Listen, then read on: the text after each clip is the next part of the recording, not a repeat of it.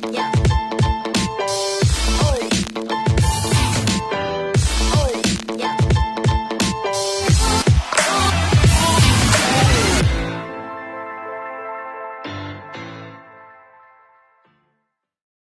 this has to be one of the most hotly anticipated bikes for 2019, BMW S1000rr. And do you know what? This bike is one of the most popular with Knox customers. I mean, you know, the amount of tags that we get on our Instagram page with people wearing Knox hand droids riding this motorcycle or previous generations of, it's phenomenal. And it's widely considered as probably the king of the track, or certainly you know, it's up there with the top. And you know, certainly when the first generation come out, it really changed the rule books, didn't it? I mean, it's difficult to believe, isn't it? The original RR is 8-9 years old now. So when it kind of hit the roads in 2010, it just kind of blew the competition away. You know, kind of just changed the landscape for sport bikes completely. You know, they were able to produce a bike that not only had a massive amount of performance, and you could take it to a track and thrash it and have a great day out, but it had incredibly good road manners. Of course. You know, they kind of made that sort of combination of a usable super bike, better than anybody else. You know, so this has got a lot to live up to. And of course, in the meantime, Yamaha, Ducati, Kawasaki, Suzuki have all had to massively up their game to kind of keep pace and even perhaps in some cases overtake the existing S1000rr. But of course, this I'm expecting is going to be another game changer. Absolutely. Well, one of the things that the original was quite, you know, one of the rules that it changed, I suppose, was on the electronics game.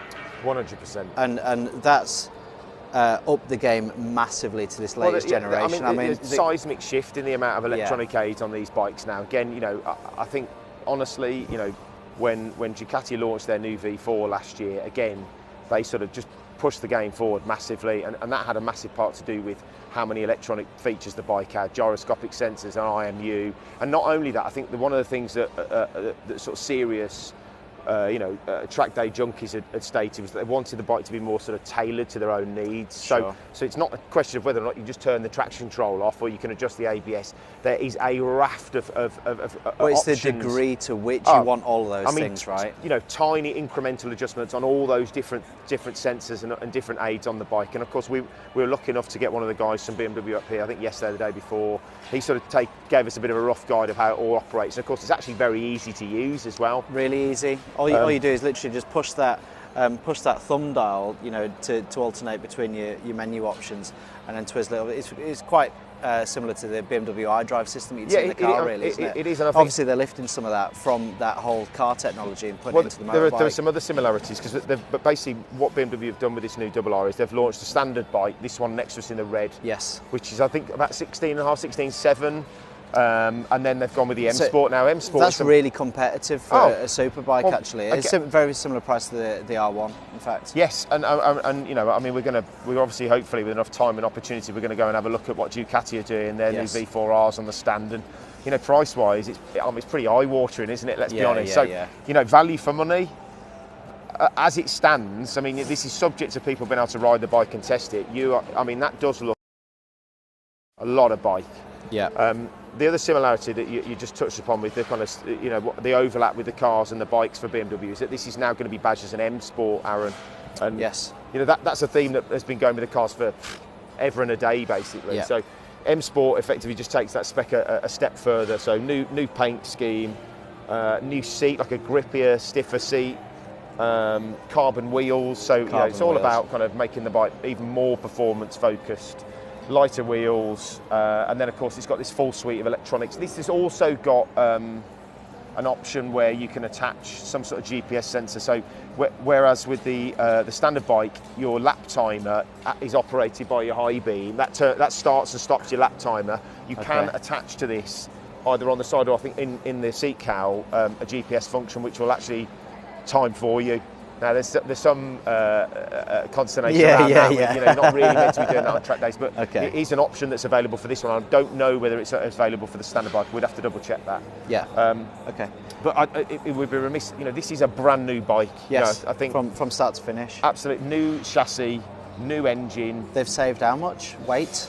So 10 kilos, 10 kilos wet, and then of course they've increased the power to 207, which is 10 horsepower up as well. It's also the shift cam technology. So again, that's kind of transferred across from GS and the new RS and the R. So you should have this kind of more flat torque curve, more linear power delivery. I think what a lot of the manufacturers are doing, and we touched on this the other day when we were talking about KTM.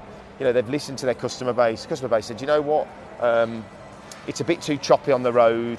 It's not adjustable enough, and the power delivery wants to be a bit, just that torque curve, that delivery wants to be smoother. And of course that helps in terms of being able to modulate your throttle when you're really at it. And that's what they've done. They've addressed that too, so you get a much flatter torque curve. There's power all the way across the rev range.